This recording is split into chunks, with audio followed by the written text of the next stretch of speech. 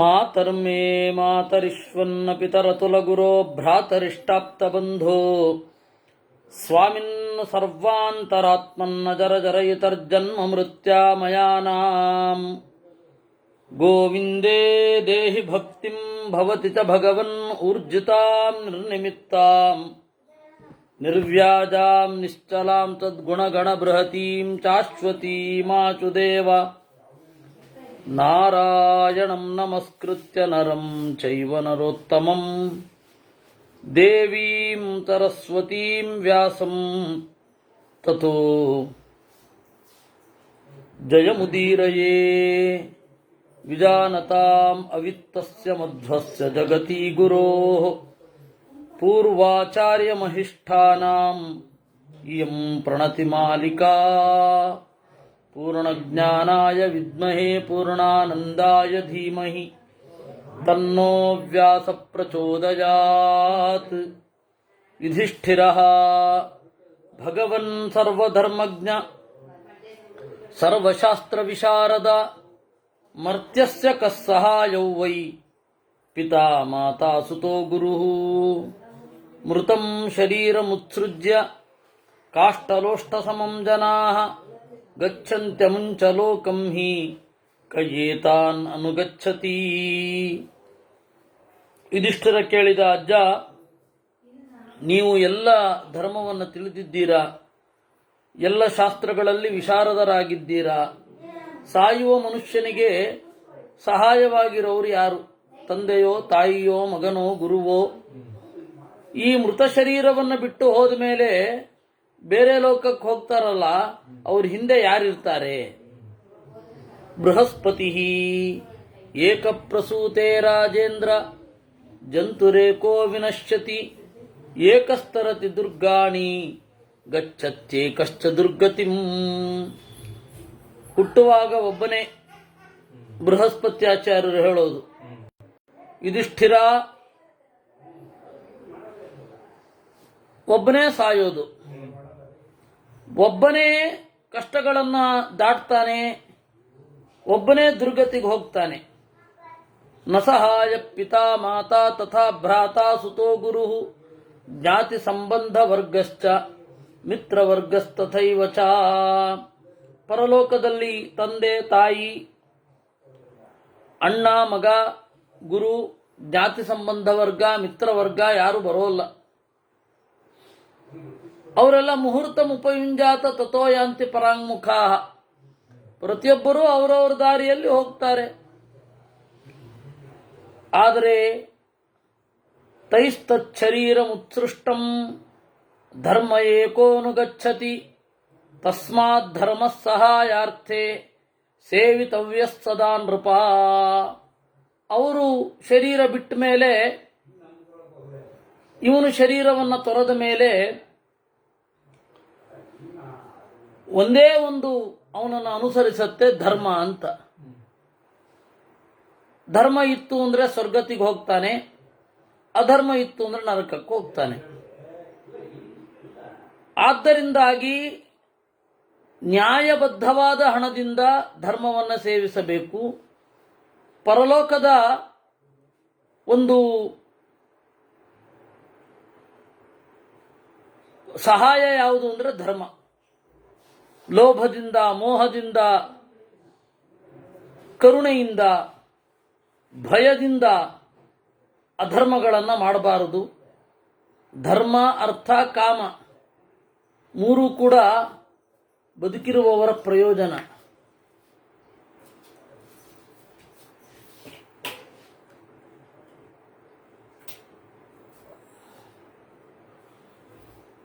ಬದುಕಿರುವವರ ಪ್ರಯೋಜನ ಯಾವುದು? ಧರ್ಮ, ಅರ್ಥ, ಕಾಮ. ಏತತ್ರಯಮವಾಪ್ತವ್ಯಂ ಅಧರ್ಮ ಪರಿವರ್ಜಿತಂ. ಅಧರ್ಮ ಇಲ್ಲದೆ ಈ ಮೂರನ್ನೇ ಅನುಸರಿಸಬೇಕು. ಧರ್ಮ ಅಧರ್ಮದೊಟ್ಟಿಗೆ ಇರಬಾರದು, ಅರ್ಥ ಅಧರ್ಮದಿಂದ ಗಳಿಸಿದ್ದಾಗಿರಬಾರದು, ಕಾಮದಲ್ಲಿ ಅಧರ್ಮ ಸೇರಿರಬಾರದು. ಶ್ರುತಂ ಭಗವತೋ ವಾಕ್ಯಂ ಧರ್ಮಯುಕ್ತಂ ಪರಂ ಹಿತಂ ಶರೀರ ನಿಶ್ಚಯಂ ಜ್ಞಾತುಂ ಬುದ್ಧಿಶ್ಚ ಮಮ ಜಾಯತೆ. ಅಲ್ಲ, ತಾವು ಹೇಳಿದಿರಿ ಬೃಹಸ್ಪತ್ಯಾಚಾರ್ಯರೇ, ಧರ್ಮಯುಕ್ತವಾದ ಹಿತವಾದ ಸಂಗತಿಯನ್ನ ಹೇಳಿದ್ರಿ ನೀವು. ಆದರೆ ಈ ಶರೀರ ಬಿಟ್ಟ ಮೇಲೆ ಗುರುತೇ ಸಿಗಲ್ಲ. ಜೀವ ಅಣುಪರಿಮಾಣ. ಅವನ ಧರ್ಮ ಹೇಗೆ ಅನುಸರಿಸುತ್ತೆ? ಇವನು ಮಾಡಿದ ಕರ್ಮ, ಆ ಕರ್ಮ ಹಿಂದೆ ಇರಲ್ಲ, ಇದು ಹಿಂದೆ ಇರಲ್ಲ. ಮಾಡಿದಾಗ ಕರ್ಮ ಮಾಡ್ತಿದ್ದಾಗೇನೆ ನಾಶ ಆಗೋಗುತ್ತೆ ಅಲ್ವಾ? ಪುಣ್ಯ ಅಂದ್ರೆ ಏನು? ಹಾಗಾದ್ರೆ ಒಳ್ಳೆ ಕೆಲಸ ಮಾಡ್ತಾ ಇರೋದು ಆಯ್ತು, ಯಜ್ಞ ಮುಗೀತು, ಮತ್ತೆ ಪುಣ್ಯ ಕಾಣೋದೇ ಇಲ್ಲ. ಕರ್ಮ ಮಾಡಿದ್ದೇ ಬಂತು, ಆ ಹೊರಗಡೆಯ ಕರ್ಮವನ್ನೇ ಪುಣ್ಯ ಅಂತ ಅನ್ನೋದಾದ್ರೆ ಆ ಪುಣ್ಯ ಆ ಕರ್ಮ ಮುಗಿಸೋದ್ರೊಂದಿಗೆ ತೀರಿ ಹೋಯ್ತು. ಇಲ್ಲ, ಏನೋ ಒಂದು ಅತೀಂದ್ರಿಯವಾಗಿರುತ್ತೆ ಅಂದ್ರೆ ಇವನು ಅಣುವಾದ ಜೀವನನ್ನ ಆ ಕರ್ಮ ಹೇಗೆ ಹಿಂಬಾಲಿಸುತ್ತೆ? ಬೃಹಸ್ಪತಿ ಅದು ಪುಣ್ಯ ಅವನಿಗೆ ತಲುಪೋದು ಅಂದ್ರೆ ಅದೊಂದು ಪರಿಭಾಷೆ ಅಪ್ಪ. ಯಾಕೆಂದ್ರೆ ಕರ್ಮ ಅನ್ನೋದು ದ್ವಿಕ್ಷಣಾವಸ್ಥಾಯಿ, ತಪ್ಪಿದ್ರೆ ತ್ರಿಕ್ಷಣಾವಸ್ಥಾಯಿ. 1-2 ಕ್ಷಣದಲ್ಲಿರುತ್ತಷ್ಟೇ ಕರ್ಮ. ಒಂದು ಹೊಡೆಯೋದು ಅಂತ ಇಟ್ಕೊಳ್ಳಿ, ಏಟು ಬಿತ್ತು, ಕೆನ್ನೆಗೆ 2 ಬಿಗಿದೆ, ಮುಗಿದೋಯ್ತು. ಅದು ಶಾಶ್ವತವಾಗಿರ್ಲಿಕ್ಕೆ ಸಾಧ್ಯ ಇಲ್ಲ. ಇನ್ನು ಕರ್ಮದ ಆ ಪೆಟ್ಟಿನ ಸೈಡ್ ಎಫೆಕ್ಟ್, ತ್ಯಾಗದ್ದು ಹೊಡೆದೆ, ಅದು 1 ಗಂಟೆ ತನಕ ಉರಿತಾ ಇತ್ತು. ಅದು ಅವಾಗಿರ್ಲಿಲ್ಲ, ಅದೊಂದು ಸ್ವಲ್ಪ ಕಾಲ ಇತ್ತು. ಸೊ ಆ ಒಳ್ಳೆ ಕೆಲಸ ಅಂತನ್ನೋದು ಅನಿತ್ಯ. ಯಾಗ ಮಾಡಿದ, ಯಜ್ಞ ಮಾಡಿದ, ಮುಗಿದೋಯ್ತು, ಅವತ್ತು ರಾತ್ರಿ ಮುಗಿದೋಯ್ತು, ಆಯ್ತಾ? ಕರ್ಮ, ಯಜ್ಞ, ಪುಣ್ಯ, ಪಾಪ ಇದೆಲ್ಲವೂ ಕೂಡ ಅಷ್ಟೇ. ಕರ್ಮ ಅಂತ ನೀವು ಇಟ್ಟುಕೊಂಡ್ರೆ 2 ಕ್ಷಣ ನಿಂತಿತ್ತಷ್ಟೇ, ಹೊರಟೋಗುತ್ತೆ. ಆದರೆ ಎಫೆಕ್ಟ್ ಇವಾಗ ಕೆರೆ ಕಟ್ಟೆ ತೋಡಿಸಿರ್ತಾನೆ, ಬಾವಿ ತೋಡಿಸಿರ್ತಾನೆ ಅಂತ ಇಟ್ಕೊಳ್ಳಿ, ಅದ್ರ ಎಫೆಕ್ಟ್ ಆ ಕೆರೆ ಇರೋ ತನಕ ಇರುತ್ತೆ. ಆದರೆ ಆ ಕ್ರಿಯೆ ಇಲ್ಲ. ಆ ಕ್ರಿಯೆ ಎಫೆಕ್ಟ್ ಆತ್ಮನನ್ನು ಹುಡುಕಬೇಕು. ಆತ್ಮ ಸೂಕ್ಷ್ಮ, ಯಾವ ರೀತಿ ಅದು ಹಿಂಬಾಲಿಸುತ್ತೆ ಅಂತ ಪ್ರಶ್ನೆ. ಅದಕ್ಕೆ ಉತ್ತರ ಪೃಥಿವೀ ವಾಯುರಾಕಾಶ ಮಾಪೋ ಜ್ಯೋತಿರನಂತರಂ. ನೋಡಪ್ಪ, ಅದೊಂದು ಪರಿಭಾಷೆ. ನಾವು ಮಾಡಿದ ಧರ್ಮ ಕಾಪಾಡುತ್ತೆ ಅಂತನ್ನೋದು ಪರಿಭಾಷೆ. ಅದು ಜಡ ಅಂತ ಅನ್ಕೊಳ್ಬೇಡಿ. ಭೂಮಿ ಅದರ ಅಭಿಮಾನಿ, ವಾಯುವಿನ ಅಭಿಮಾನಿ, ಆಕಾಶದ ಅಭಿಮಾನಿ, ಆಪಹ ನೀರಿನ ಅಭಿಮಾನಿ, ಅಗ್ನಿಯ ಅಭಿಮಾನಿ, ಬುದ್ಧಿಯ ಅಭಿಮಾನಿ, ಜೀವ ನಿಯಾಮಕನಾದ ಜೀವದ ಕರ್ಮಾಭಿಮಾನಿಯಾದ ಪುಷ್ಕರ, ಧರ್ಮ ಪ್ರಾಣಿನಾಮಿಹ ತರವೇಚಾಂ ಸಾಕ್ಷಿಭೂತಾದಿವಾನಿಚಂ. ಅವರೆಲ್ಲರೂ ಕೂಡ ಮಾಡುವ ಪ್ರತಿಯೊಂದು ಕೆಲಸಗಳಿಗೂ ಸಾಕ್ಷಿ, ನೋಡ್ತಾ ಇರ್ತಾರೆ. ಅವರು ಇವನು ಇಂತಹ ಒಳ್ಳೆ ಕೆಲಸ ಮಾಡಿದಾನೆ, ಇಂತಹ ಪುಣ್ಯ ಕೆಲಸ ಮಾಡಿದಾನೆ ಅಂತ ಸಾಕ್ಷಿ ನುಡಿತಾರೆ. ಅದರಿಂದಾಗಿ ಫಲ. ಕರ್ಮ ಜಡ ಅಲ್ವಾ, ಮಾಡಿ ಹೀಗೆ ಮಾಡಿದ್ದು ಮುಗಿದೋಗ್ಬಿಡುತ್ತೆ. ಕೇವಲ ಸ್ಥೂಲ ಅಂತ ಇಟ್ಕೊಂಡ್ರೆ ಮಾಡಿದ್ದು ಮುಗಿದೋಯ್ತು.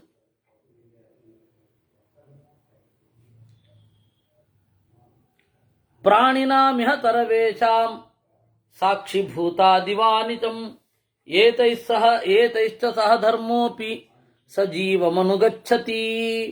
ಪ್ರತಿಯೊಬ್ಬ ಜೀವಿಗಳಿಗೂ ಕೂಡ ಈ ಸಾಕ್ಷಿಭೂತರಾದ ದೇವತೆಗಳು ಹಿಂಬಾಲಿಸ್ತಾ ಇರ್ತಾರೆ. ಜೀವರಿಗೆ ದೇವತೆಗಳ ಹಿಂಬಾಲಿಕೆ ಇರುತ್ತೆ. ತ್ವಗಸ್ತಿ ಮಾಂಸಂ ಶುಕ್ಲಂಚ ಶೋಣಿತಂಚ ಮಹಾಮತೆ ಶರೀರಂ ವರ್ಜಿತಂ ತ್ವೇತೈಃ ಜೀವಿತೇನ ವಿವರ್ಜಿತಂ. ಚರ್ಮ, ಮೂಳೆ, ಮಾಂಸ, ರೇತಸ್ಸು, ರಕ್ತ ಇವುಗಳೆಲ್ಲ ಜೀವ ಇಲ್ಲದೆ ಹೋದ್ರೆ ಏನೂ ಇಲ್ವೇ ಇಲ್ಲ. ಜೀವ ಇದ್ರೆ ಇವುಗಳೆಲ್ಲ ಇರುತ್ತೆ. ಈ ಜೀವನನ್ನ ಯಾವಾಗಲೂ ನೋಡ್ತಾ ಇರುವ ದೈವಶಕ್ತಿಗಳೂ ಇರುತ್ತೆ.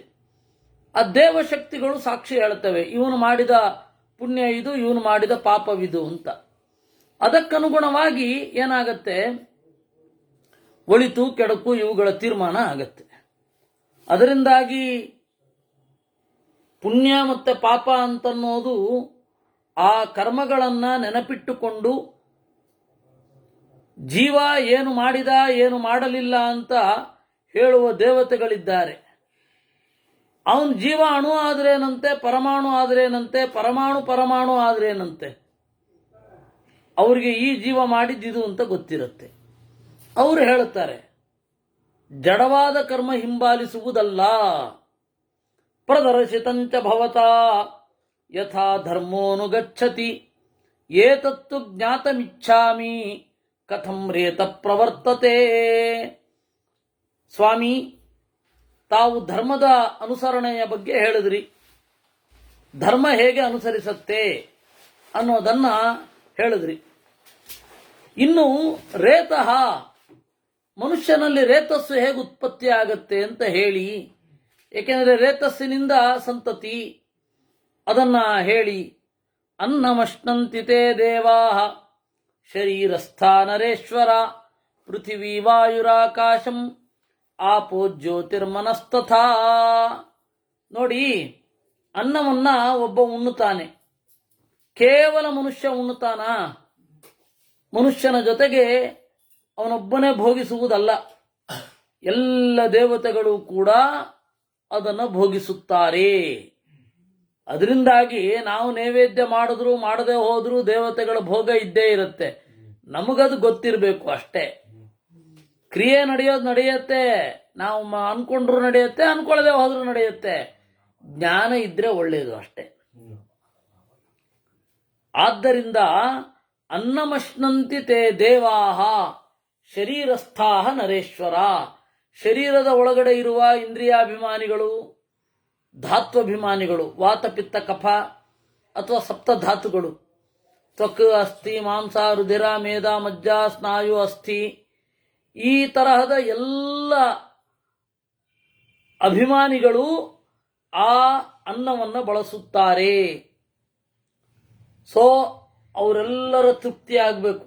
ಫಸ್ಟು ಚಿಕ್ಕಂದಿನಲ್ಲಿ ಉಂಡದ್ದು ಅಲ್ಲಿಂದ ಶುರು ಮಾಡಿ ಆ ವಯಸ್ಸು ಬರುವವರೆಗೂ ಅದರ ಸಾರವನ್ನು ಸ್ವಲ್ಪವೇ ತೆಗೆದಿಡುತ್ತಾ ಇರ್ತಾರೆ.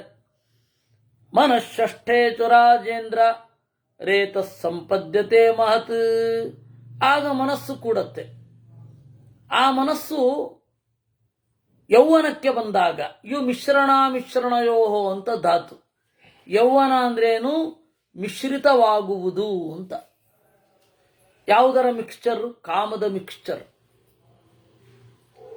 ನಾನಿನ್ನು ಬಯಸಬೇಕು, ಸೃಷ್ಟಿ ಮಾಡಬೇಕು ಅನ್ನುವ ಬಯಕೆ. ಆ ಸೃಷ್ಟಿ ಮಾಡಬೇಕು ಅನ್ನುವ ಬಯಕೆಯ ಜೊತೆಗೆ ಈ ಉಳಿದ ಇದರ ಒಂದು ಜೊತೆ ಅವಾಗ ಏನಾಗತ್ತೆ? ರೇತಸ್ಸು ಉಂಟಾಗತ್ತೆ. ತಥೋ ಗರ್ಭ ಸಂಭವತಿ ಸ್ತ್ರೀ ಪುಂಸೋಪಾರ್ಥ ಸಂಗಮೇ ಏತತ್ತೇ ಸರ್ವಮಾಖ್ಯಾತಂ ಕಿಂ ಭೂಯ ಕಥಯಾಮಿತೇ.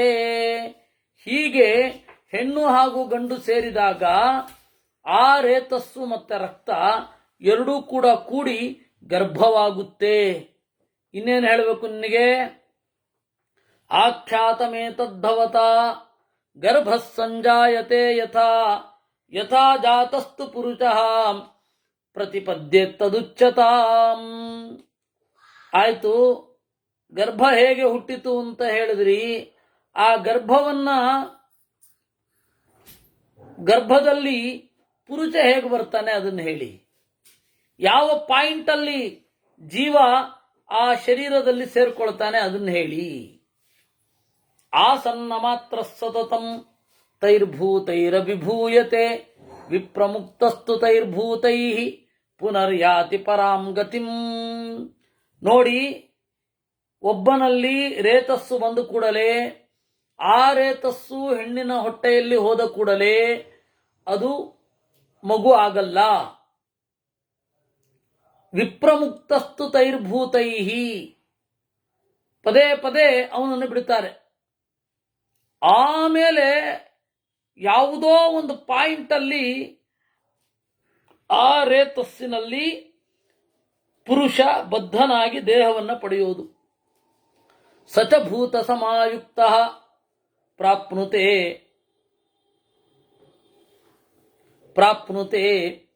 ಜೀವ ಏವ. ಪಂಚಭೂತಗಳಿಂದ ಕೂಡಿಕೊಂಡು ಅವನೇನ್ ಮಾಡ್ತಾನೆ? ಜೀವ ಆಗ್ತಾನೆ. ಏತಸ್ಯ ಕರ್ಮ ಪಶ್ಯಂತಿ ಶುಭಂ ವಾ ಯದಿ ವಾ ಶುಭಂ ದೇವತಾ ಪಂಚಭೂತಸ್ಥಾ ಕಿಂ ಭೂಯ ಶ್ರೋತುಮಿಚ್ಛಸಿ. ಈ ಪಂಚಭೂತಗಳಲ್ಲಿ ಇದ್ದುಕೊಂಡಿರ್ತಾರೆ ಜೀವ, ದೇವತೆಗಳು. ಆ ದೇವತೆಗಳು ಜೀವನ ದೇಹದ ಒಳಗಡೆ ಸೇರ್ಕೊಂಡಿರ್ತಾರೆ ಸಹಜವಾಗಿ. ಅವರು ಈ ಕರ್ಮ ಇದು ಅಂತ ನೋಡ್ತಾರೆ, ಜೀವನನ್ನು ನೋಡ್ತಾರೆ. ನಮಗೆ ಜೀವನ ನೋಡ್ಲಿಕ್ಕಾಗಲ್ಲ.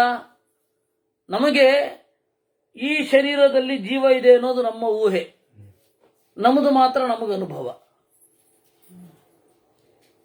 ನಾನು ಇದ್ದೇನೆ ಅನ್ನೋದು ನನ್ನ ಅನುಭವ, ನೀವು ಇದ್ದೀರಿ ಅಂತ ಅನ್ನೋದು ಊಹೆ.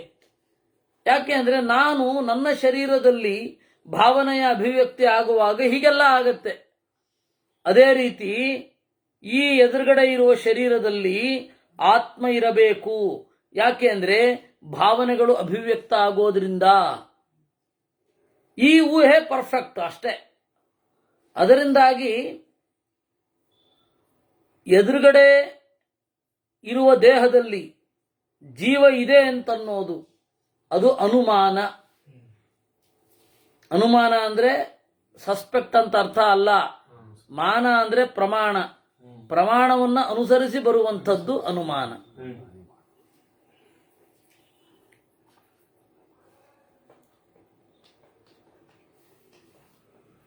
ಆಯ್ತಾ? ತ್ವಗಸ್ತಿ ಮಾಂ ತಮಸ್ತುತ್ಸೃಜ್ಯ ತೈಶ್ಚ ಭೂತೈರ್ವಿವರ್ಜಿತಃ ಜೀವಸ್ಸಹ ವಸನ್ ಕೃತ್ಸನಂ ಸುಖ ದುಃಖ ಸಹ ಪ್ರಭೋ. ಅಲ್ಲ, ನೆಕ್ಸ್ಟ್ ಈ ಶರೀರ ಬಿಟ್ಟಿರ್ತಾನೆ, ಗರ್ಭದ ಒಳಗಡೆ ಇರ್ತಾನೆ. ಅವನು ಸುಖ ದುಃಖವನ್ನು ಹೇಗೆ ಅನುಭವಿಸ್ತಾನೆ ಅಂತ ಪ್ರಶ್ನೆ. ಭೋಗವಶ್ಯಂ ಕರ್ಮವಶ್ಯಂ ಯಾತನಾವಶ್ಯಮಿತ್ಯಪಿ ಏತತ್ರಯಾಣಾಮಾಸಾದ್ಯ ಕರ್ಮ ತಸ್ಸೋಷ್ಣುತೆ ಫಲಂ. ಅದಕ್ಕೆ ಬೃಹಸ್ಪತ್ಯಾಚಾರ್ಯರು ಹೇಳಿದ್ರು, ನೋಡ್ರಿ, ಭೋಗ ಅನ್ನೋದು ಇರುತ್ತೆ, ಭೋಗವಶನಾಗಿ ಹುಟ್ಟೋದು ಅಂತ ಒಂದಿರುತ್ತೆ, ಕರ್ಮವಚನಾಗಿ ಹುಟ್ಟೋದು ಅಂತ ಇರುತ್ತೆ, ಯಾತನೆಯನ್ನ ಅನುಭವಿಸ್ಲಿಕ್ಕಾಗಿಯೇ ಹುಟ್ಟೋದು ಅಂತನೂ ಇರುತ್ತೆ. ಭೋಗವಶ್ಯಂ ಕರ್ಮವಶ್ಯಂ ಯಾತನಾವಶ್ಯಮಿತ್ಯಪಿ. ಆಯ್ತೆ? ಪುಣ್ಯ ಪಾಪ ಸಮಾಯುಕ್ತ ಶೀಘ್ರಂ ರೇತಸ್ತ್ವಮಾಗತಃ. ಈ ಪುಣ್ಯ ಹಾಗೂ ಪಾಪದ ತೀವ್ರತೆ ಮೇಲೆ ಡಿಪೆಂಡ್ ಆಗುತ್ತೆ. ಸ್ತ್ರೀಣಾಂ ಪುಷ್ಪಂ ತಮಾಸಾದ್ಯ ಸೂತಿಕಾಲೇ ಲಭೇತ ತತ್. ಸ್ತ್ರೀಣಾಂ ಪುಷ್ಪಂ ತಮಾಸಾದ್ಯ, ಹೆಣ್ಣು ಮಕ್ಕಳ ರಜಸ್ ಮುಟ್ಟು ಅಂತೇನು ಹೇಳ್ತಾರೆ, ಅದನ್ನ ಸಂಸ್ಕೃತದಲ್ಲಿ ಪುಷ್ಪ ಅಂತ ಕರೀತಾರೆ. ಅದೊಂದು ಕಾವ್ಯಮಯವಾದ ಭಾಷೆ. ಅದು ಪುತ್ರ ಅನ್ನುವ ಹಣ್ಣಿಗೆ ಮೂಲಭೂತವಾಗಿ ಮೂಡುವ ಹೂವು ಇದು ಅಂತ. ಹೀಗಾಗಿ ಋತುಮತಿಯನ್ನ ಪುಷ್ಪವತಿ ಅಂತ ಕರೀತಾರೆ. ಗೊತ್ತಾಯ್ತಾ? ಹೆಸರೆಲ್ಲ ಇಡಬಾರದ್ರಿ. ಏನ್ರಿ ಹಿಂಗೋ ಇಡ್ತಾರೆ. ಅದರಿಂದಾಗಿ ಅದು ಒಂದು ಕಾವ್ಯ ಅನ್ನೋದು ಸಹಜವಾಗಿದೆ. ಅದು ಅದಕ್ಕೆ ಇನ್ನೊಂದು ಹೆಸರುಂಟು, ಕೇಳಿದ್ರೆ ನೀವು ಗಾಬರಿ ಆಗತ್ತೆ, ತೀರ್ಥ ಅಂತ. ಪವಿತ್ರ ಮುಟ್ಟಿಗೆ ಒಂದು ಸಂಸ್ಕೃತದಲ್ಲಿ ವೇದದಲ್ಲೆಲ್ಲ ತೀರ್ಥ ಅಂತ ಬಳಸ್ತಾರೆ. ಹೌದು, ಪ್ರಜಾತೀರ್ಥ, ಪ್ರಜಾತೀರ್ಥೆ ಸತೀರ್ಥವಿತ್ ಅಂತ.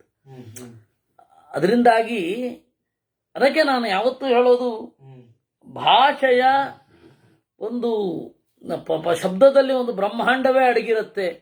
ಅದರಿಂದಾಗಿ ಶಬ್ದವನ್ನ ಚೆನ್ನಾಗಿ ತಿಳಿದು ಉಚ್ಚರಿಸಿ ಅದರ ಅರ್ಥದಲ್ಲೇ ಅದನ್ನು ಬಳಸಬೇಕು ಅಂತ. ನಮ್ಮಲ್ಲಿ ಹಾಗುಂಟು, ಏಕ ಶಬ್ದ ಸುಷ್ಠು ಪ್ರಯುಕ್ತ ಸಮ್ಯಕ್ ಜ್ಞಾತಃ ಸ್ವರ್ಗೇ ಲೋಕೆ ಕಾಮದುಗ್ಭವತಿ ಅಂತ. ಒಂದು ಶಬ್ದವನ್ನ ಚೆನ್ನಾಗಿ ತಿಳಿದು ಚೆನ್ನಾಗಿ ಪ್ರಯೋಗ ಮಾಡಿದ್ರೆ ನಿಮಗೆ ಸ್ವರ್ಗ ಕೊಡುತ್ತೆ. ಹೆಂಗ್ ಕೊಡುತ್ತೆ? ಅದರ ಮೂಲ ನೀವು ಪರಮಾತ್ಮನನ್ನು ಹೇಳುತ್ತದು. ಆದ್ದರಿಂದಾಗಿ ವೇದ ಉಂಟುರಿ ನಮ್ಲೇಚ್ಛಿತವೈ ನಾಪಭಾಷಿತವೈ ಅಂತ. ಅಸ್ಪಷ್ಟವಾಗಿ ಮಾತನಾಡಬೇಡ್ರೋ, ಸ್ಪಷ್ಟವಾಗಿ ಮಾತನಾಡಿ. ಭಾಷೆಯನ್ನ ಶುದ್ಧವಾಗಿ ಉಚ್ಚರಿಸಿ, ಶಬ್ದವನ್ನ ಶುದ್ಧವಾಗಿ ಉಚ್ಚರಿಸಿ.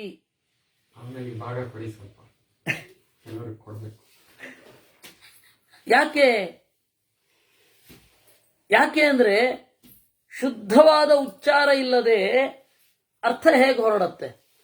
ಆ ಅರ್ಥ ತಿಳ್ಕೊಳ್ಳೋದೇ ತಪ್ಪು ತಿಳ್ಕೊಂಡಿರ್ತೀವಿ.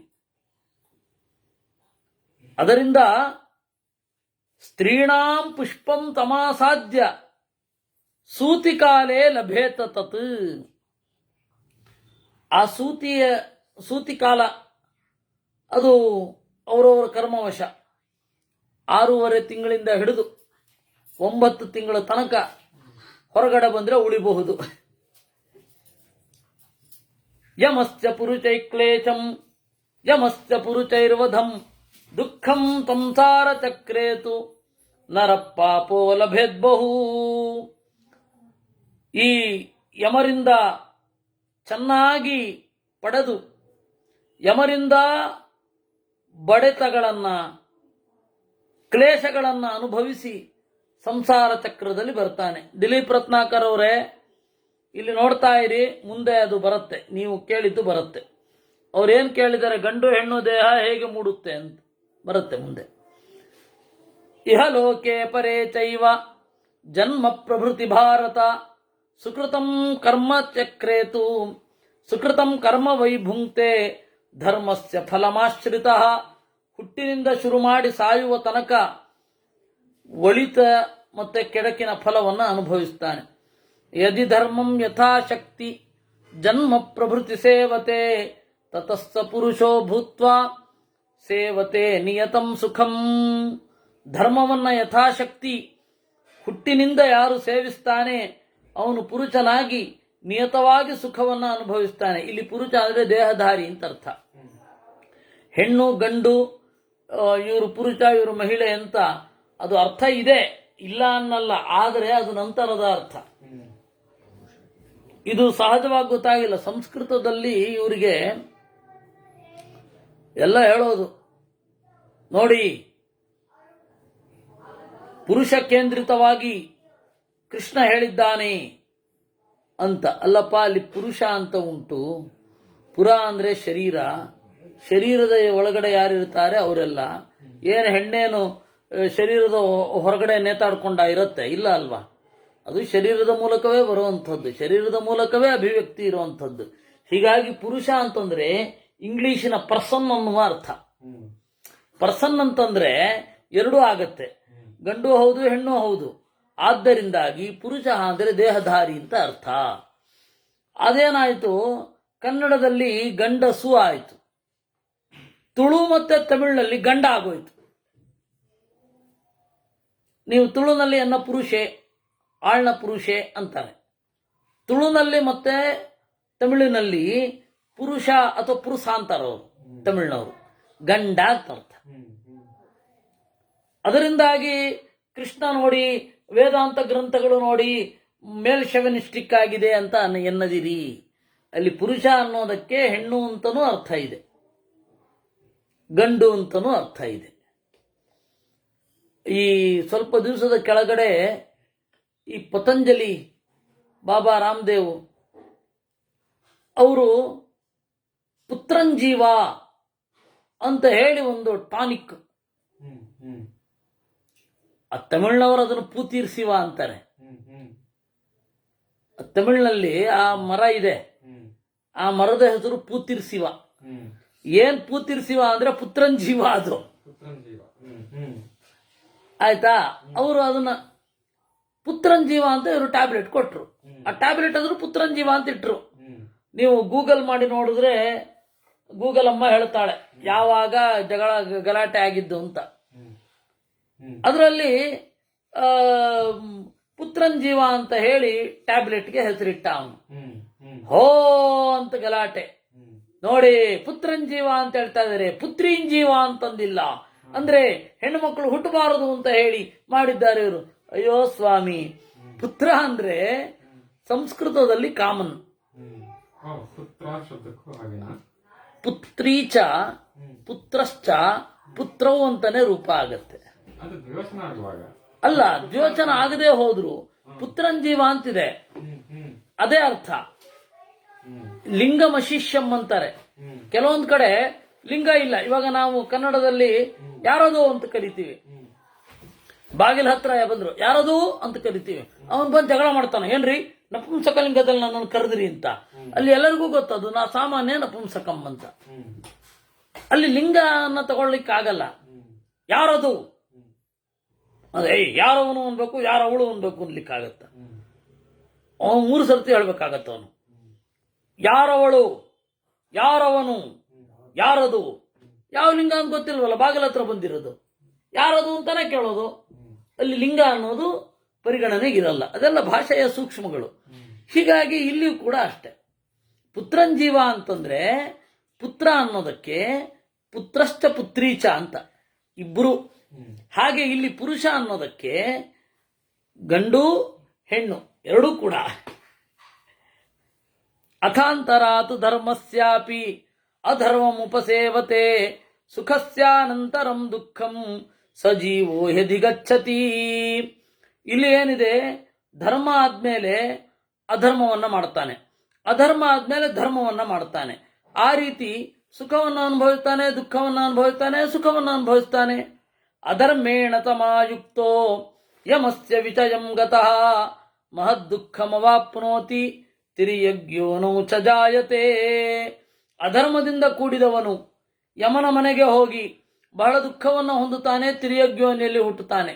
ಕರ್ಮಣ ಏನ ಏನೇಹ ಯಸ್ಯಾಂ ಯೋನೋ ಪ್ರಜಾಯತೆ ಜೀವೋ ಮೋಹ ಸಮಾಯುಕ್ತ ತನ್ಮೇ ನಿಗದತ ಶೃಣು. ಯಾವ ಕರ್ಮದಿಂದ ಯಾವ ಯಾವ ಯೋನಿಯಲ್ಲಿ ಹುಟ್ಟುತ್ತಾನೆ ಅಂತ ಹೇಳ್ತೇನೆ ಕೇಳು. ಯದೇ ತದುಚ್ಯತೆ ನಿತ್ಯಂ ಅಕೃತ್ವ ಪುರುಷಸ್ತದಾ ಕ್ರಿಮಿಯೋನಿಮವಾಪ್ನೋತಿ ಬಹುಶ ಪತಿತಸ್ತದಾ. ಏನು ಮಾಡದೇ ಇದ್ರೆ ಕ್ರಿಮಿಯೋನಿ ಇತ್ಯಾದಿ ತಿರ್ಯಗ್ಯೋನಿಗಳನ್ನ ಹೇಳ್ತಾನೆ ಕೇಳು. ಅಧೀತ್ಯ ಚತುರೋ ವೇದಾನ್ ದ್ವಿಜೋ ಮೋಹ ಸಮನ್ವಿತಃ ಪತಿತಾನ್ ಪರಿಗೃಹ್ಯಾಥ ಖರಯೋನೋ ಪ್ರಜಾಯತೆ. 4 ವೇದಗಳನ್ನು ಓದಿಯೂ ಕೂಡ ಮೋಹ ಸಮನ್ವಿತನಾಗಿ ಯಾರು ಪಾಪಿಷ್ಠರೋ ಅವರ ಅತ್ಯಂತ ಪಾಪಿಷ್ಠರ ಜೊತೆಗಿದ್ರೆ ಅವನು ಕತ್ತೆಯಾಗಿ ಹುಟ್ಟುತ್ತಾನೆ. ಖರೋ ಜೀವತಿ ವರ್ಷಾಣಿ ದಶ ಪಂಚಚ ಭಾರತ ಖರೋ ಮೃತೋ ಬಲಿವರ್ಧ 7 ವರ್ಷಾಣಿ ಜೀವತಿ. ಕತ್ತೆ 15 ವರ್ಷ ಬದುಕತ್ತೆ. ಅದಾದ ಮೇಲೆ ಬಲಿವರ್ಧ ದೊಡ್ಡ ಎತ್ತಾಗಿ 7 ವರ್ಷ ಬದುಕ್ತಾನೆ. ಬಲಿವರ್ಧೋ ಮೃತಶ್ಚಾಪಿ ಜಾಯತೆ ಬ್ರಹ್ಮ ರಾಕ್ಷಸ. ಆಮೇಲೆ ಬ್ರಹ್ಮ ರಾಕ್ಷಸ ಆಗಿ ಹುಟ್ಟುತ್ತಾನೆ. ಇದು ಸ್ವಲ್ಪ ಬೇರೆನೂ ಬರುತ್ತೆ. ವಿಪರೀತ ತಪ್ಪು ಮಾಡಿದ್ರೆ ಬ್ರಹ್ಮ ರಾಕ್ಷಸನ ಅವಧಿ ಜಾಸ್ತಿ ಆಗುತ್ತೆ. ಬ್ರಾಹ್ಮಣನಾಗಿದ್ದುಕೊಂಡು ಬೇರೆಯವರ ಹಣವನ್ನು ಹೊಡಿತಾ ಇದ್ರೆ ಬ್ರಹ್ಮ ರಾಕ್ಷಸ ಆಗ್ತಾನವನು. ಅಲ್ಲಿ ಹುಟ್ಟುತ್ತಾನೆ. ಪತಿತಂ ಯಾಜಯಿತ್ವಾತು ಕ್ರಿಮಿಯೋನೋ ಪ್ರಜಾಯತೆ. ಪತಿತರಾದವರಿಗೆ ಯಾಗ ಮಾಡಿಸ್ತಾ ಇದ್ರೆ ಅವನು ಕ್ರಿಮಿಯೋನಿಯಲ್ಲಿ ಹುಟ್ಟುತ್ತಾನೆ. ಕ್ರಿಮಿಭಾವಾತ್ರ ಮುಕ್ತಸ್ತು ತಥೋ ಜಾಯೇತ ಗರ್ದಭ. ಪತಿತರಿಗೆ ಯಾಗ ಮಾಡಿಸಿದವನು ಆಮೇಲೆ ಗರ್ದಭನಾಗಿ 5 ವರ್ಷ, ಆಮೇಲೆ 5 ವರ್ಷ ಹಂದಿಯಾಗಿ, 1 ವರ್ಷ ನಾಯಿಯಾಗಿ ಹುಟ್ಟುತ್ತಾನೆ.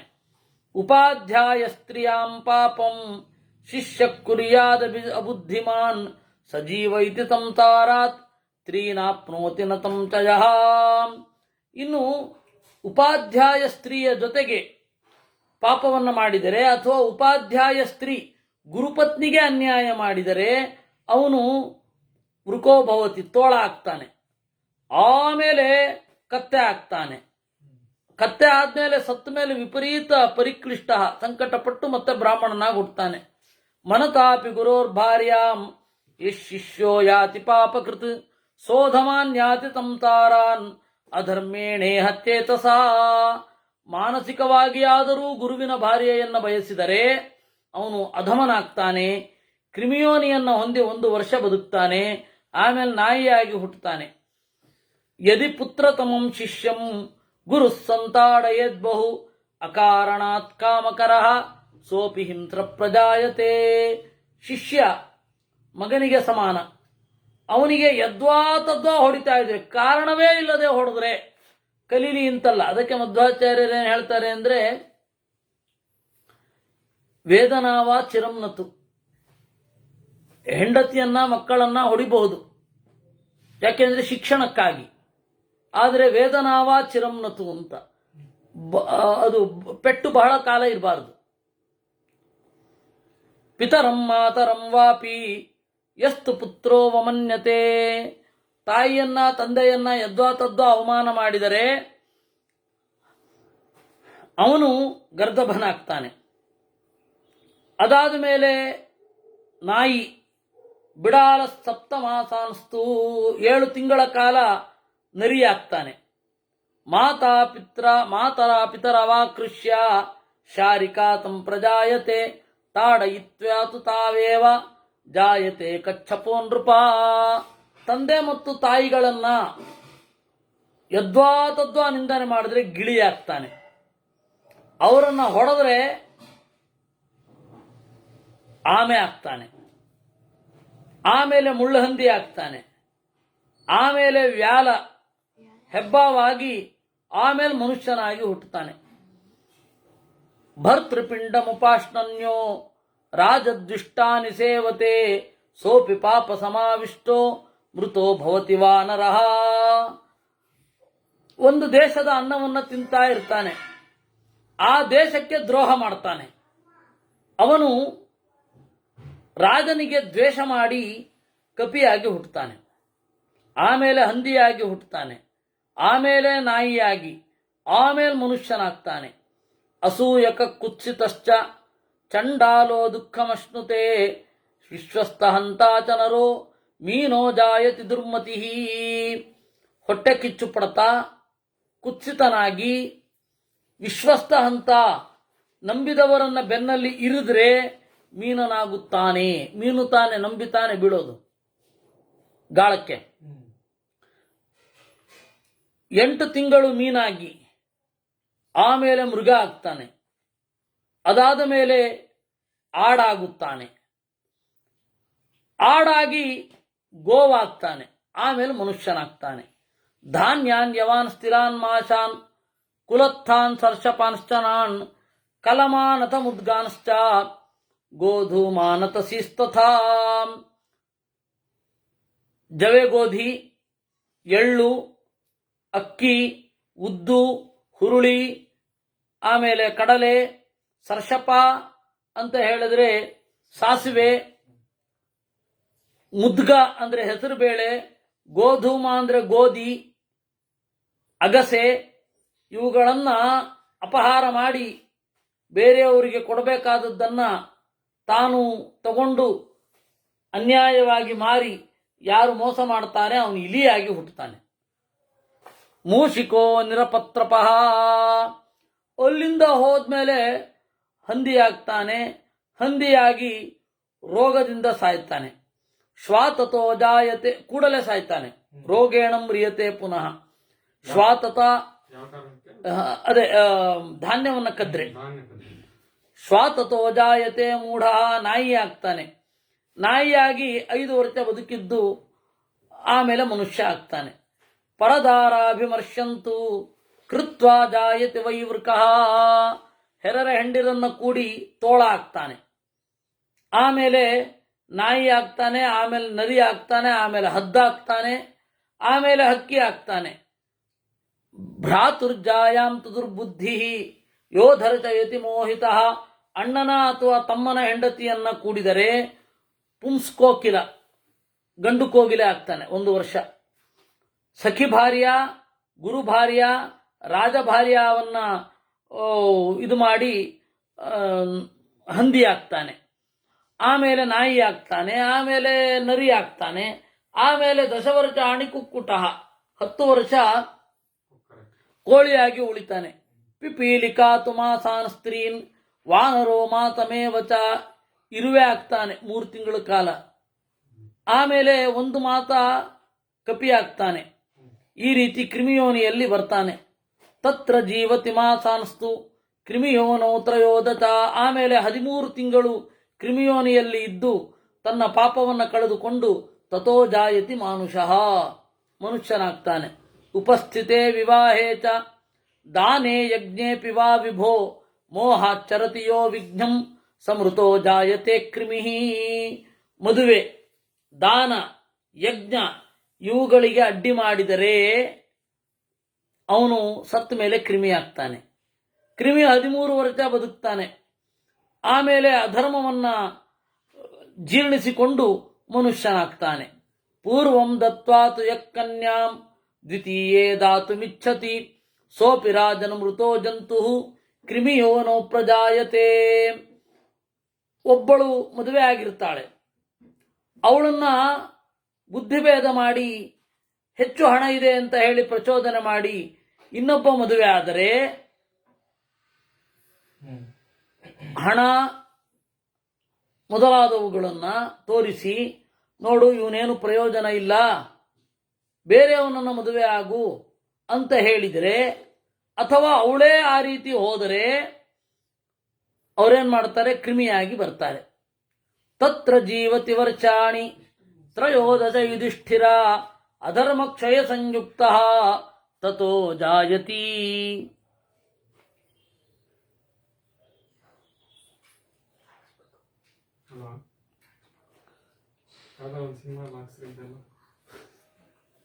ತಥೋ ಜಾಯತಿ ಮಾನವ. ಆಮೇಲೆ ಅಲ್ಲಿಯೂ ಬಹಳ ಕಾಲ ಕಳೆದು ಮನುಷ್ಯರಾಗ್ತಾರೆ. ದೇವಾಲಯಾಧಿಪತ್ಯಂ ಹಿ ಕುರಿಯಾತ್ ತದ್ರವ್ಯ ಭಕ್ಷಕ. ದೇವಾಲಯದ ಹಣವನ್ನು ಉಂಡರೆ ನಾಯಿ ಆಗ್ತಾನೆ, ಆಮೇಲೆ ಮನುಷ್ಯನಾಗ್ತಾನೆ. ದ್ವಿಜಗ್ರಾಮಾಧಿಪತ್ಯಂ ಹಿ ಕೃತ್ವಾ ಬ್ರಹ್ಮಸ್ವ ಭಕ್ಷಕ ಶ್ವಾನಯೋನಿ ಶತಂ ಪ್ರಾಪ್ಯ ಚಂಡಾಲ ಪುಲ್ಕಸಸ್ತತಃ. ಆಮೇಲೆ ದ್ವಿಜಗ್ರಾಮಾಧಿಪತ್ಯಂ ಹಿ, ಒಂದು ಗ್ರಾಮಾಧಿಪತ್ಯನಾಗಿ ಗ್ರಾಮಾಧಿಪತಿಯಾಗಿ ಅಲ್ಲಿರುವ ಬ್ರಾಹ್ಮಣರೆಲ್ಲ ಹಣವನ್ನು ಕದ್ದು ಬಿಡೋದು ಅಥವಾ ಅವರಿಂದ ಕಿತ್ಕೊಂಡ್ಬಿಡೋದು. ಒಂದು ರಾಜ್ಯದ ಮುಖ್ಯಮಂತ್ರಿ ಆಗೋದು, ಬ್ರಾಹ್ಮಣರ ಭೂಮಿಯನ್ನೆಲ್ಲ ಕಸಿದುಕೊಳ್ಳೋದು, ಹಣವನ್ನು ಅವ್ರಿಗೆ ಜೀವನಕ್ಕೆ ತೊಂದರೆ ಆಗೋ ಹಾಗೆ ಮಾಡಿಬಿಡೋದು. ಮಾಡಿದ್ರೆ 100 ಜನ್ಮ ನಾಯಿಯಾಗಿ ಹುಟ್ಟುತ್ತಾನೆ. ದೇವ ಕಾರ್ಯಂ ಪರಾವೃತ್ಯ, ಯಾರೋ ಒಬ್ಬ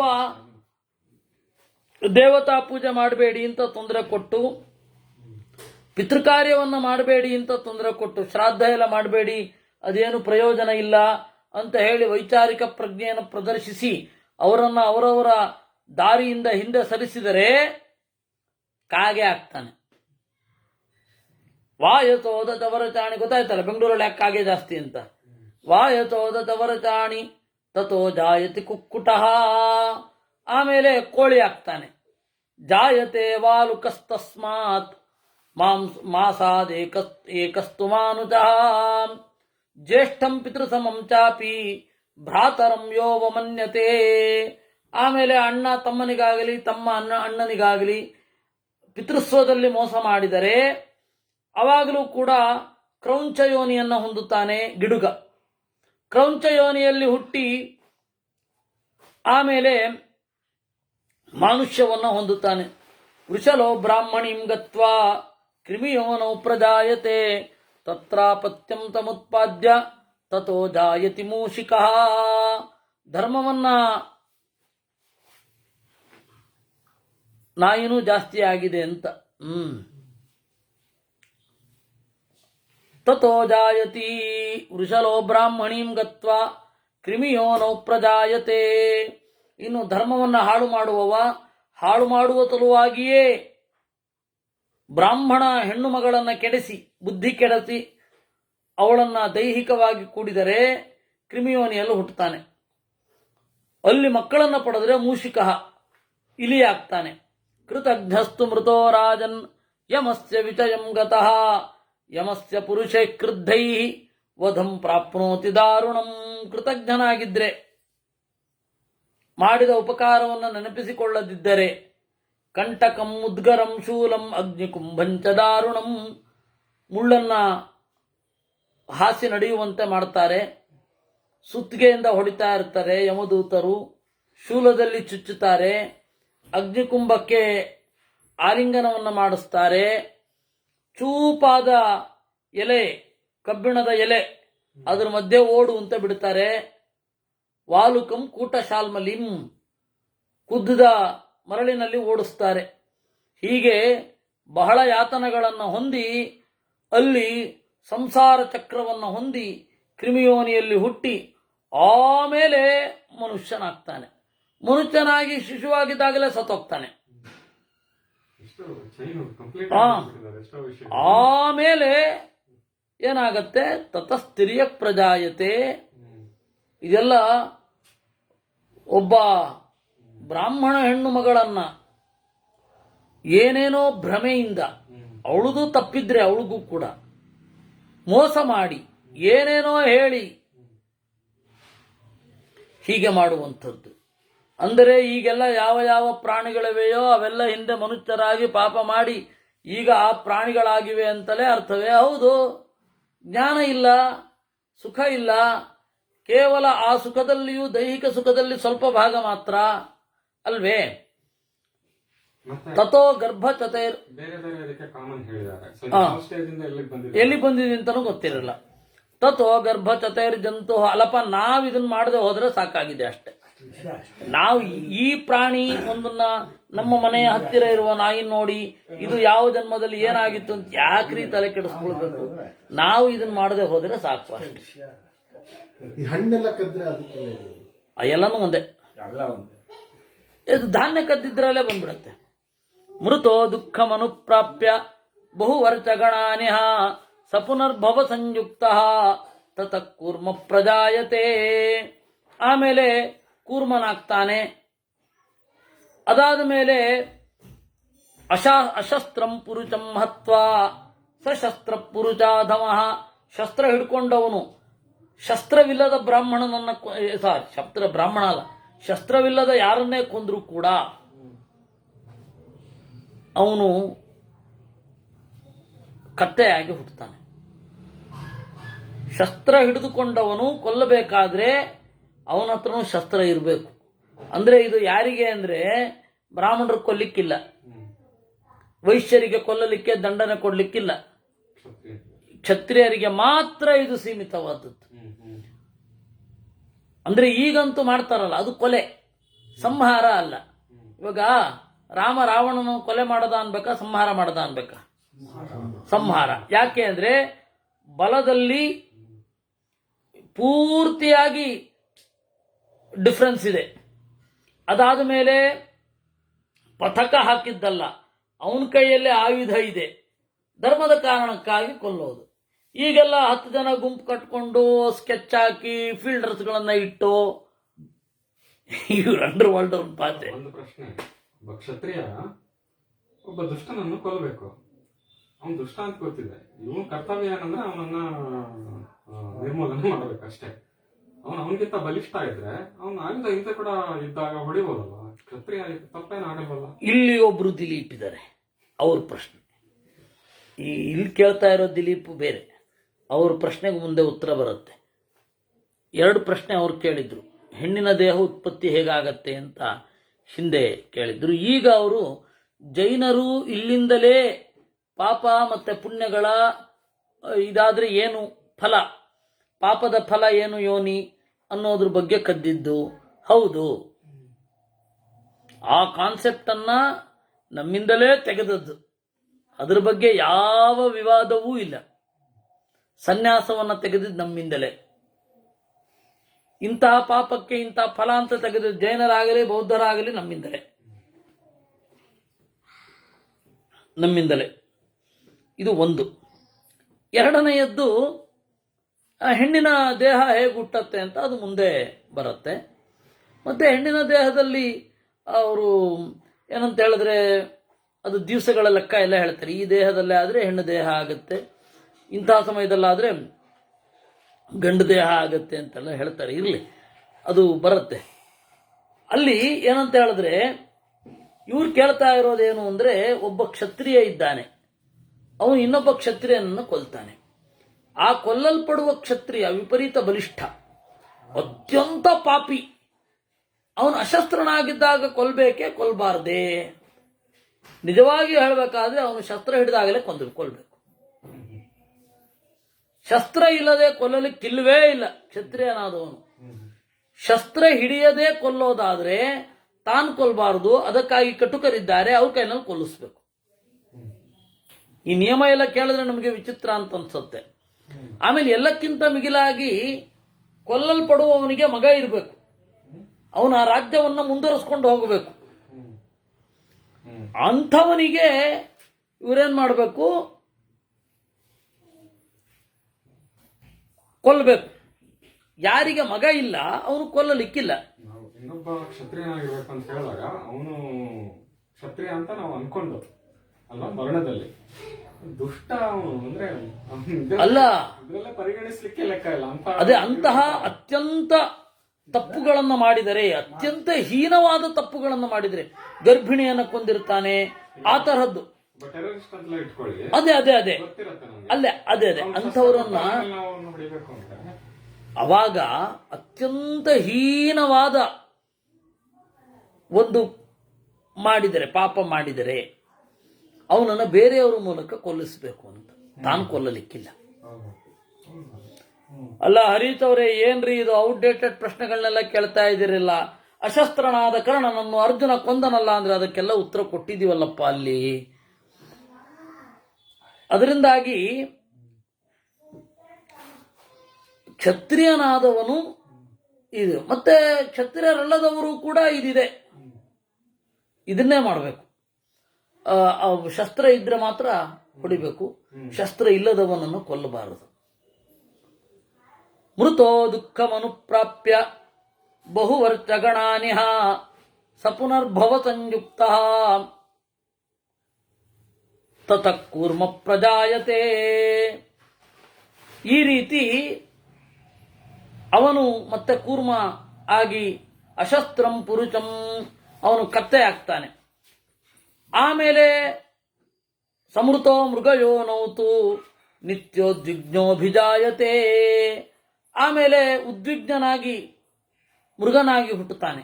ಮೃಗನಾದಾಗ ನೋಡಿ, ಅಲ್ಲಿ ಶಸ್ತ್ರ ಹಿಡಿಯದವನಿಗೆ ಉದ್ವೇಗವನ್ನು ಉಂಟು ಮಾಡಿದ್ದ ಇವನು. ನಿತ್ಯವೂ ಉದ್ವೇಗದಲ್ಲಿ ಕಾಣಿಸುವ, ನಿತ್ಯವೂ ಉದ್ವೇಗದಲ್ಲಿ ಇರುವ ಜಿಂಕೆಯಾಗಿ ಹುಟ್ಟುತ್ತಾನೆ.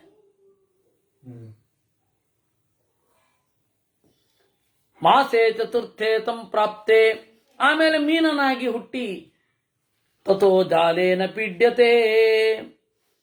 ಆಮೇಲೆ ಯಾವುದ್ಯಾವುದೋ ಪ್ರಾಣಿಯಾಗಿ ಹುಟ್ಟಿ ಆಮೇಲೆ ಮನುಷ್ಯನಾಗ್ತಾನೆ. ಸ್ತ್ರೀಯಂ ಹತ್ವಾ ತು ದುರ್ಬುದ್ಧಿ ಯಮಸ್ಯ ವಿಜಯಂ ಗತಃ. ಹೆಣ್ಣೊಬ್ಬಳನ್ನ ಕೊಂದರೆ ಅವನಿಗೆ 21 ನರಕಗಳುಂಟು. ತತಃ ಪಶ್ಚಾನ್ ಮಹಾರಾಜ ಕ್ರಿಮಿಯೋನೌ ಪ್ರಜಾಯತೆ. ಆಮೇಲೆ ಕ್ರಿಮಿಯೋನಿಯಲ್ಲಿ ಆಮೇಲೆ ಮನುಷ್ಯನಾಗಿ ಹುಟ್ಟುತ್ತಾನೆ. ಭೋಜನಂ ಚೋರಯಿತ್ವಾತು ಮಕ್ಷಿಕಾ ಜಾಯತೆ ನರಹ. ಊಟವನ್ನು ಕದ್ರೆ ನೊಣ ಆಗ್ತಾನೆ. ಆಮೇಲೆ ತತಃ ಪಾಪ ಕ್ಷಯಂ ಕೃತ್ವಾ ಮಾನುಚತ್ವಮವಾಪ್ಸ್ಯತೆ. ಇನ್ನು ಭಕ್ಷ್ಯಂ ಹೃತ್ವಾತು ಪುರುಷಃ ಜಲೆ ಪಾಶ ಪ್ರಜಾಯತೆ. ಇನ್ನು ಭಕ್ಷ್ಯವನ್ನ ತಿಂದರೆ, ಭಕ್ಷ್ಯವನ್ನ ಅಪಹರಿಸಿದರೆ, ಫೈನ್ ಏನೋ ಒಂದಿರುತ್ತೆ ಸಿಹಿಯಾದು. ತೈಲಂ ಚೋರಯತೆ ಯಸ್ತು ತೈಲಪಾಯಿ ಸಜಾಯತೆ. ಎಣ್ಣೆಯನ್ನು ಕದಿಬಾರದು. ಎಣ್ಣೆಯನ್ನು ಕದಿಯುವ ಯಾವುದೇ ತರದ ಎಣ್ಣೆ ಆಗಲಿ, ಅವನು ಎಣ್ಣೆಯನ್ನು ಕುಡಿಯುವ ಜೀವಿಯಾಗಿ ಹುಟ್ಟುತ್ತಾನೆ. ತಥಾ ಪಿಣ್ಯಾಕತಂ ಮಿಶ್ರಂ ಅಶನಂ ಚೋರಯೇನ್ನರಹ ಸಜಾಯತೆ ಶ್ವಾನಧನೋ ದಾರುಣೋ ಮೂಷಿಕೋ ನರಹ. ಯಾರು ಈ ಅನ್ನ, ತುಪ್ಪ, ಎಣ್ಣೆ ಇತ್ಯಾದಿಗಳಿಂದ ಕೂಡಿದ ಆಹಾರವನ್ನು ಕದಿಯುತ್ತಾನೆ, ಅವನು ನಾಯಿಯಿಂದ ಬದುಕುವ ಕೆಟ್ಟ ಯೋನಿಯನ್ನ ಹೊಂದುತ್ತಾನೆ. ಈ ಡಾಗ್ ಬ್ರೀಡರ್ಸ್ ಅಂತೆಲ್ಲ ಇರ್ತಾರಲ್ಲ, ಅವರೆಲ್ಲ ಯಾವ ಜನ್ಮದಲ್ಲಿ ಈ ತರದ್ ಮಾಡಿದ್ರೋ ಏನೋ. ಚೋರಯಿತ್ವಾ ದುರ್ಬುದ್ಧಿ ಮಧುದಂ ಚ ಪ್ರಜಾಯತೆ. ಆಮೇಲೆ ಆ ಅನ್ನವನ್ನು ಅನ್ನವನ್ನ ಕದ್ರೆ ಮಧುದಂ ಚ ಪ್ರಜಾಯತೆ, ಜೇನು ಇಳಿಸುವಂತಹ ಒಂದು ಕೆಟ್ಟ ಕೆಲಸದಲ್ಲಿ ಬರ್ತಾನವನು. ಫಲ ನಿವಾನರೋ ಹೃತ್ವ ಪೂಪಂ ಹೃತ್ವ ಪಿಪೀಲಿಕಾ. ಫಲಗಳನ್ನ ಕದ್ರೆ ಕಪಿ ಆಗ್ತಾನೆ, ಅಪೂಪವನ್ನ ಕದ್ರೆ ಪಿಪೀಲಿಕ. ಅಪೂಪ ಅಂದ್ರೆ ಇಡ್ಲಿ, ಇಡ್ಲಿಯನ್ನ ಕದ್ರೆ ಇರುವೆ ಆಗ್ತಾನೆ, ಅಂದ್ರೆ ಇಡ್ಲಿ ತರದ್ದು ಯಾವುದು ಸಿಹಿ ಕಾಯ. ಪಾಯಸಂ ಚೋರಯಿತ್ವಾತು ತಿತ್ತಿರಿತ್ವಮವಾಪ್ನುತೆ. ಹಾಲಿನ ಅನ್ನವನ್ನು ಕದ್ರೆ ತಿತ್ತಿರಿ ಆಗ್ತಾನೆ. ಈ ರೀತಿ ಉಂಟು. ಕಾಂಸ್ಯಂ ಹತ್ವಾ ತು ಹಾರೀತಃ ಕಪೋತೋ ರಜತಂ ತಥಾ. ಬೆಳ್ಳಿಯನ್ನ ಕದ್ರೆ ಈ ತರದ ಹಕ್ಕಿ, ಹಾಗೆಲ್ಲ ಹೇಳ್ತಾ ಬರ್ತಾರೆ. ವಿಶ್ವಾಸೇನ ಚ ನಿಕ್ಷಿಪ್ತಂ ಯೋನು ಗೃಹಾತಿ ಮಾನವಃ. ಯಾರೋ ಒಬ್ಬ ಇದನ್ನ ಕಾಪಾಡಿ ಅಂತ ಕೊಟ್ಟಿರ್ತಾರೆ, ನಾವು ಆಮೇಲೆ ಬಂದು ತಗೊಳ್ತೇನೆ. ಅಲ್ಲಿ ಕೊಡದೆ ಮೋಸ ಮಾಡಿದರೆ ಮತ್ತೆ ಅವನು ಮತ್ಸ್ಯ ಯೋನಿಯಲ್ಲಿ ಹುಟ್ಟುತ್ತಾನೆ, ಮೀನಾಗಿ ಹುಟ್ಟುತ್ತಾನೆ. ಈ ರೀತಿ ಪಾಪಗಳನ್ನು ಮಾಡಿ ತಿರ್ಯಗ್ ಜಾಯತಿ ಭಾರತ, ತಿರ್ಯಗ್ ಯೋನಿಯಲ್ಲಿ ಹುಟ್ಟುತ್ತಾನೆ.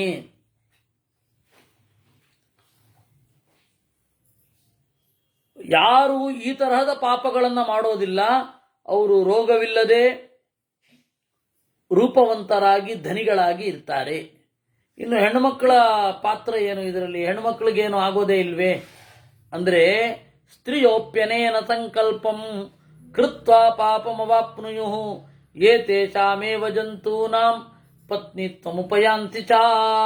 ಹೆಣ್ಣು ಮಕ್ಕಳು ಈ ತರಹದ ಸಂಕಲ್ಪ ಮಾಡಿದ್ರೆ ಸಾಕು, ಅವರಿಗೂ ಕೂಡ ಈ ತರಹದ್ದೆಲ್ಲ ಹಿಂದೆ ಹೇಳಿದ ಪಾಪಗಳದ್ದೆಲ್ಲ ಫಲ ಅವರಿಗೂ ಉಂಟು. ಪ್ರಮತ್ತ ಹರಣೇ ದೋಚಾಹ ಸರ್ವ ಏವ ಪ್ರಕೀರ್ತಿತಾಹ ಏತದ್ವೈ ಲೇಷ ಮಾತ್ರೇಣ ಕಥಿತಂ ತೇ ಮಯಾ ನಘ.